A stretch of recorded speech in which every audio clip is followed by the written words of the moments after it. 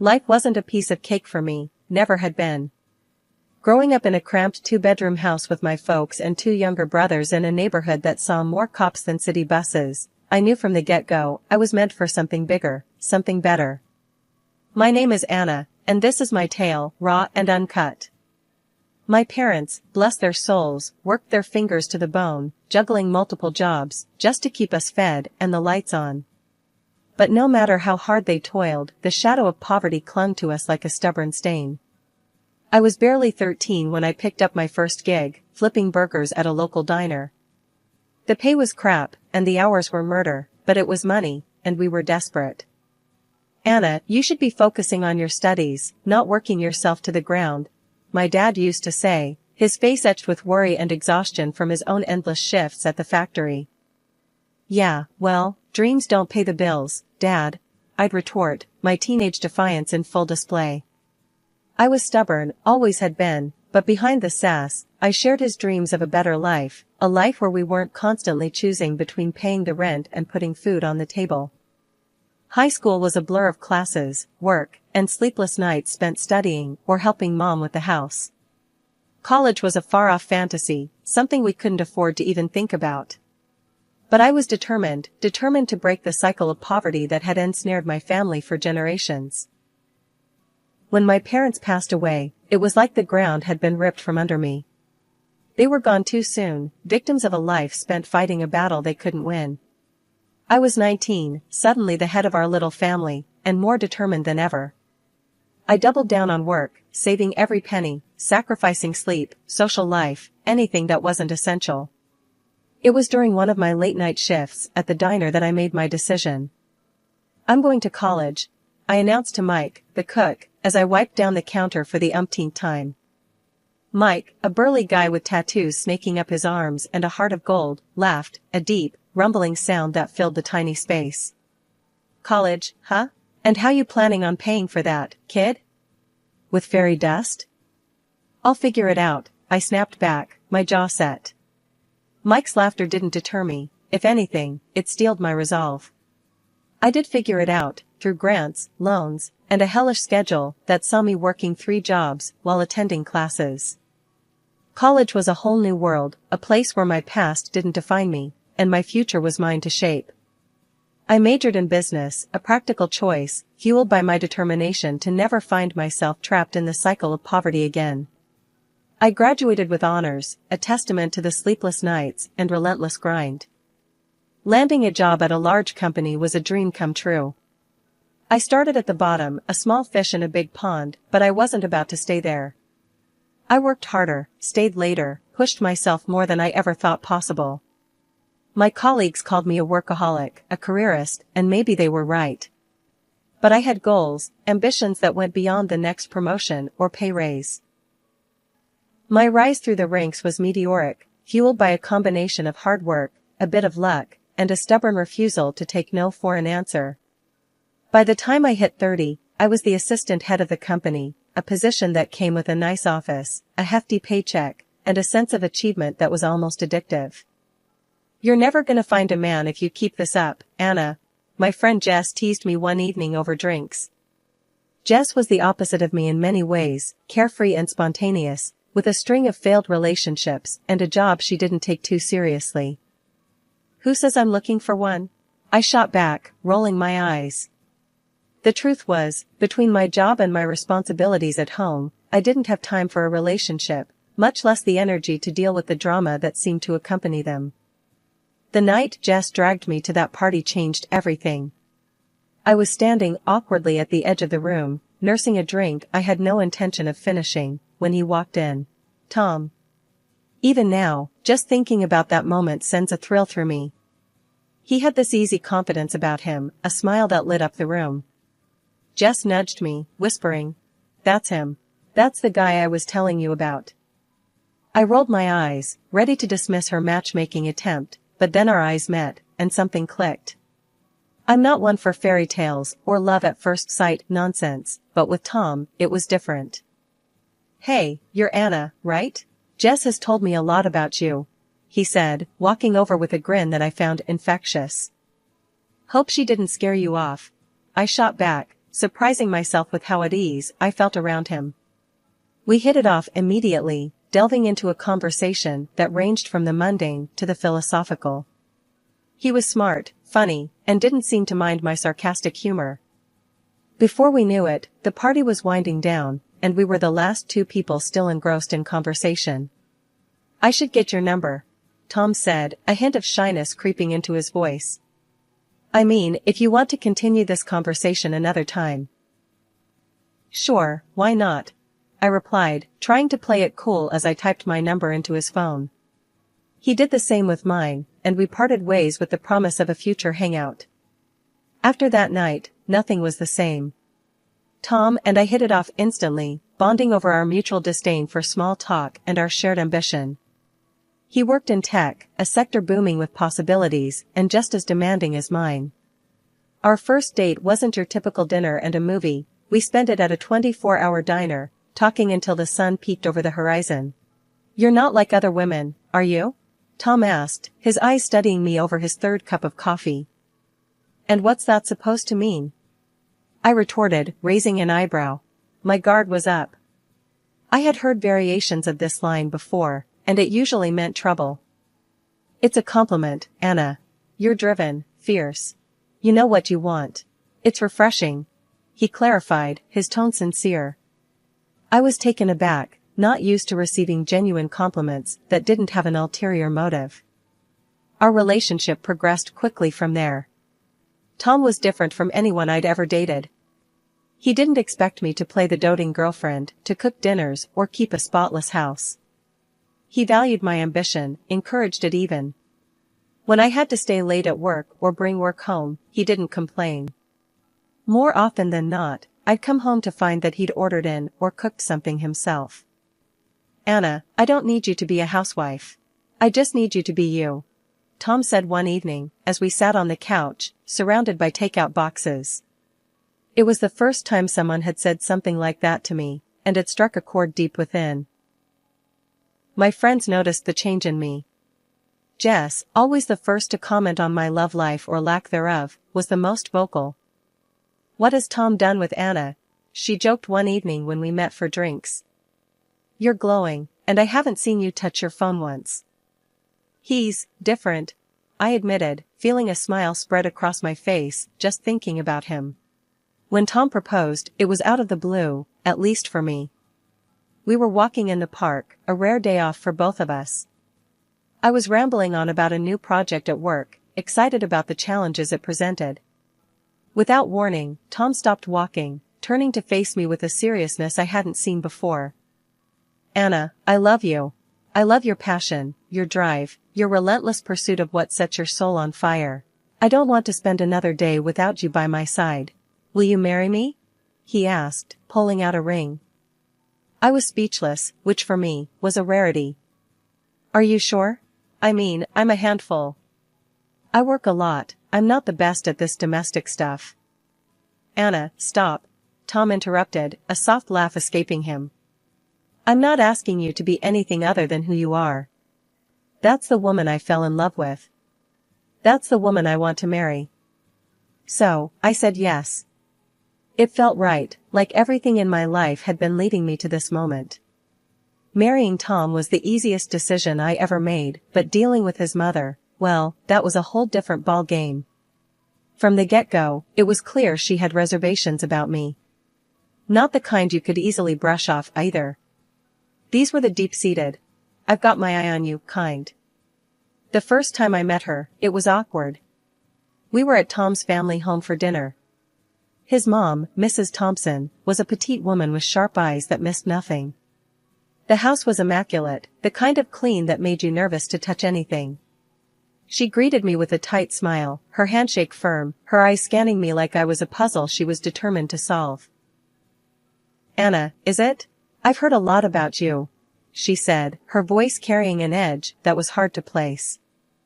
"All good, I hope," I replied, trying to keep the mood light. "We'll see," she said, her smile not reaching her eyes. That should have been my first clue. Dinner was an exercise in patience. Mrs. Thompson had prepared a feast, but it felt more like an interrogation than a meal. She asked about my job, my family, my intentions with Tom, each question loaded like a cannon, ready to fire. "You work a lot, don't you, Anna?" she asked, passing me the salad. "I do, but I love my job. It's very fulfilling," I responded, trying to sound confident. "And what about when you have children? Who will take care of them if you're always working?" she pressed, her gaze fixed on me. Tom jumped in, trying to deflect the tension. "Mom, Anna's career is important to her, just like yours was to you." Mrs. Thompson huffed, clearly not pleased with the comparison. "I was always there for my children. A mother's place is with her family." The dinner dragged on, with Mrs. Thompson making veiled comments about traditional family roles and the importance of a woman being present in the home. It was exhausting, trying to defend my life choices to a woman who had already judged me. After we left, Tom was apologetic. "I'm sorry, Anna. I know she can be a bit much." "A bit?" I laughed, despite the tension. "She makes the Spanish Inquisition look like a casual chat." Tom sighed, running a hand through his hair. "I know she's tough, but she's just protective. She'll come around." But as time went on, it became clear Mrs. Thompson had no intention of coming around. Every visit was a minefield. Comments about my cooking, my career, even the way I dressed. It was like she had a checklist of everything a proper wife should be, and I was failing miserably. Mrs. Thompson's disapproval of me never wavered, not through any of our attempts to win her over or any compromises we tried to make. Her disdain was like a constant chill, impossible to ignore. But in the end, Tom and I got married, despite her cold disapproval. Our wedding was a modest ceremony, just how we wanted it, but throughout it all, Mrs. Thompson stood off to the side, her face as stony as ever. 2 years after tying the knot with Tom, life threw us a beautiful curveball. I was pregnant. The news brought us joy we hadn't imagined, but it also ramped up the tension with Mrs. Thompson, Tom's mom, to levels I didn't think were possible. With the pregnancy, I decided to work from home, a move my boss was surprisingly cool about. This arrangement, however, seemed to put me under a magnifying glass in Mrs. Thompson's eyes, giving her more ammo to criticize my every move. "You're still glued to that computer? Shouldn't you be resting or, I don't know, knitting something for the baby?" Mrs. Thompson's voice was laced with that familiar disapproval as she walked into our living room uninvited, as had become her habit. "I'm perfectly capable of managing my work and taking care of myself, thank you very much," I snapped back, frustration bubbling inside me. The last thing I needed was her archaic views on what a pregnant woman should and shouldn't do. "And Tom? Does he approve of his pregnant wife working like a mule?" she prodded further, ignoring my irritation. "Tom supports me, completely. Unlike some, he understands that I can work and be pregnant at the same time," I retorted, not bothering to mask my annoyance. Tom, ever the peacemaker, tried to intervene, sensing the growing tension. "Mom, please. Anna's doing great, and we're fine with our arrangement. Let's not turn this into an issue." But Mrs. Thompson was relentless. "I'm just saying, back in my day, we took care of our men and our homes. We didn't hide behind a screen all day." Her words stung, igniting a fury in me that I'd managed to keep at bay. "Well, it's not your day anymore, Mrs. Thompson. Times have changed. Women work, men help at home, and families manage just fine." Tom sighed, stepping between us. "Mom, I've told you before, Anna and I are happy with how we're handling things. Please, just respect our choices." But respect was a tall order for Mrs. Thompson. She viewed my work, especially during pregnancy, as a personal affront, a deviation from the norm she held so dear. Our home became a battleground, with each visit from her a test of my patience and Tom's diplomacy. Life has this funny way of throwing curveballs when you least expect it.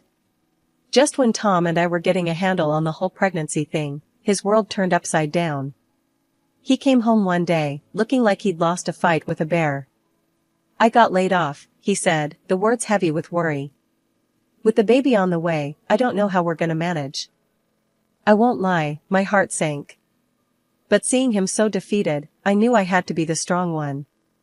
"We'll figure it out," I assured him, wrapping my arms around him. We always do. As if on cue, life decided to test our resolve further.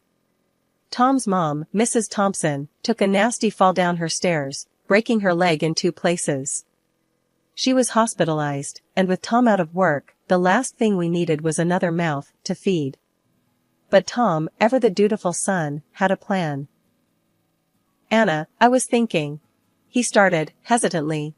Maybe we could move in with my mom for a bit. It'll save us on rent, and we can look after her while she recovers. The thought of living under the same roof as Mrs. Thompson sent chills down my spine.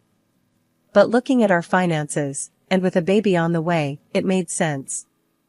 Okay, I agreed, albeit reluctantly. But only until we get back on our feet. Mrs. Thompson's house was a fixer-upper that hadn't seen a fix in decades. The plan was to stay there, help her out, save some money, and then move into a place of our own, somewhere close to a good school, somewhere we could start fresh. However, plans are one thing, reality another. From the day Mrs. Thompson came home from the hospital, life became a living nightmare. Nothing I did was right. You call this cooking? She'd scoff at every meal. And look at this place, it's a mess. I tried, really tried, to bite my tongue and keep the peace, but it was hard. Especially when Tom landed a new job, which meant he was hardly ever home, leaving me to juggle work, pregnancy, and a cantankerous invalid who thought the sun shone out of her son's behind. Are you even working or just messing around on that computer all day? Mrs. Thompson would yell from her room whenever she saw me on my laptop. I'm working, Mrs. Thompson. I have a job, remember? I'd respond, my patience wearing thinner by the day. Well, you could fool me. Looks like you're playing games, she'd retort, convinced I was squandering my time. It was endless. If she wasn't complaining about the food, it was about how I arranged the living room or how I didn't pamper her enough. I need tea. And bring something sweet with it. And after, you can give me a massage. My leg's killing me, she'd demand, as if I were her personal servant. Every day, I counted down the minutes until Tom got home, not for the company, but for the brief respite his presence offered from her complaints. But even then, it wasn't enough. Talk to your mother, Tom. Please, I can't take much more of this. I'd plead with him night after night. Tom was in a tough spot, caught between his wife and his mother, but he always tried to mediate. Mom, Anna's doing her best. You've got to ease up on her, he'd say, only to be met with, I'm the one with a broken leg, and she's complaining? She should be taking care of me, not the other way around. It was a cycle of stress and arguments, one that took its toll on all of us. I longed for the day we could move into our own place, to escape the suffocating atmosphere of Mrs. Thompson's house and start our life anew, just the 3 of us. 3 months down the line, and the doc tells us Mrs. Thompson needs to start getting back on her feet, literally. He suggests these special walkers to help her get moving again. But nope, she ain't having any of it. Says it's too soon for her to be walking about, insisting on being waited on hand and foot instead. I'm thinking we should get a nurse, or maybe look into a care home, I suggest to Tom one evening, utterly spent from juggling work, pregnancy, and playing nursemaid. Tom's hesitant, but before we can even float the idea by Mrs. Thompson, she throws a fit. I'm not leaving my home or being looked after by strangers, she screeches when she overhears us. Things only spiral from there. My health starts taking hits left and right, swollen legs, sky-high blood pressure, you name it. One afternoon, I'm trying to work from bed, trying to keep my stress levels in check, when I hear shuffling in the hallway. It's Mrs. Thompson, sneaking about like she's up to no good. Curious, I drag myself up and peek out, just in time to see her in the kitchen, deliberately knocking a jar of jam off the counter. The glass shatters, spreading sticky sweetness all over the floor. Oops, she says, all innocence, before hollering, Dear, come clean this mess, would you? The very next day, she ruins the stew I spent hours making by dumping in an unholy amount of spice. Just adding a bit of flavor, she says, smirking as my mouth feels like it's on fire. But the last straw? She messes with my tea. After dinner, Tom's about to pour himself a cup when she screeches like a banshee. "Don't touch that." It turned out, she laced it with laxatives, a nasty lesson for not spending enough time in the kitchen. Tom's livid. "This is beyond the pale, Mom. You could have heard Anna and the baby." She just shouted back, telling us to pack up and leave if we're so unhappy. So, that's exactly what we do. We found a small apartment close to where we'd been eyeing a house to buy and move out. A couple of days after leaving Mrs. Thompson's house, Tom and I got the ball rolling on getting our own place. We managed to sort out the paperwork and made the first payment on a house that felt like a dream come true. It was a modest place, but it was ours, a sanctuary from the storms we'd weathered. With me being 9 months pregnant and all, we decided to take it easy on setting up the house. Just being there, in our own space, was enough to make us both grin like fools. Tom was beside me, his hand resting gently on my belly, as we talked about the future, about how different our kids' life would be in this new home. "Can you believe it? We're actually here," I said, looking around the empty living room, imagining it filled with laughter and love. "I know, babe. It's all starting to feel real," Tom replied, his voice thick with emotion. 2 weeks flew by in a blur of unpacking boxes and late-night cravings until one night, the real adventure began. I felt a sharp pain and knew it was time. "Tom," I gasped. "It's happening." He was by my side in an instant, panic and excitement warring in his eyes. Okay, let's get you to the hospital. Everything's gonna be all right," he said, more to himself than to me. At the hospital, as I was dealing with contractions, Tom's phone rang. His face went pale when he saw who it was. "It's about my mom," he muttered after the call. "She's in the hospital again, hip fracture. She's asking for me." For a moment, I saw the conflict in his eyes, torn between his mother and being there for the birth of our child. But then, he made his choice. "She'll have to wait," he said firmly, his hand squeezing mine. "I'm not leaving you. Not now." That decision, to stand by me and our child in those crucial moments, it meant everything. It wasn't just about being physically present, it was about showing where his priorities lay, about choosing us over the guilt and manipulation that had clouded so much of our lives. In those hours, as we welcomed our little one into the world, everything else fell away. The struggles with Mrs. Thompson, the uncertainties about our future, they all seemed to shrink in the face of this new life we'd brought into the world. Finally back in our new home, me, Tom, and our little bundle felt like we could start fresh, really begin our lives as a family. It was a peace I hadn't felt in months, maybe even years. That peace, though, got tested about a week later. Tom got a call from his mom. I overheard bits and pieces, the tension in his voice a clear sign of what was coming. After he hung up, he filled me in. "Mom's saying she wants to move in here. Thinks you should take care of her while she recovers," Tom said, a hard edge to his words I rarely heard. My heart sank for a moment, memories of the last few months flashing back. But then, Tom continued, "I told her no. I said she needs professional care, not us. She's gotta understand we've got our own family to look after now." I was stunned, honestly. "Really? You said that?" I asked, half expecting him to say he was just kidding. "Yeah, I did.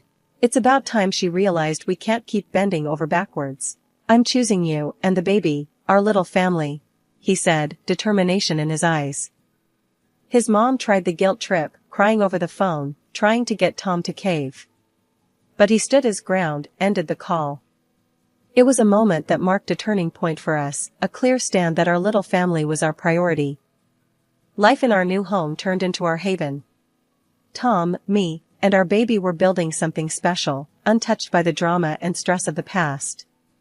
I got back to work, juggling deadlines and diapers, but it felt manageable, with Tom by my side, supporting me every step of the way.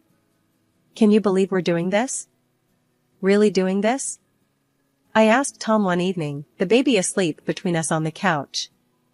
He smiled, that warm, reassuring smile that had gotten me through the toughest times. "Yeah, I can. We made it through the storm.